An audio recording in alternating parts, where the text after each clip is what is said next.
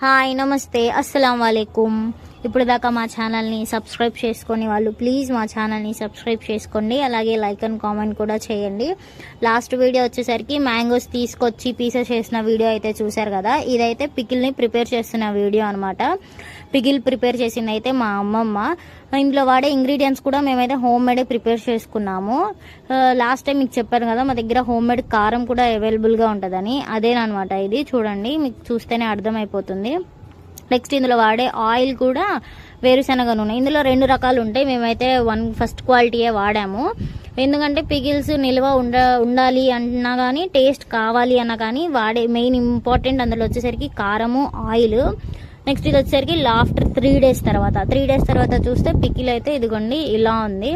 కొంచెం ఆయిల్ తక్కువ అయింది అనిపించింది. సో దానికోసం అని చెప్పేసి కొంచెం ఆయిల్ని కూడా యాడ్ చేసుకున్నాము.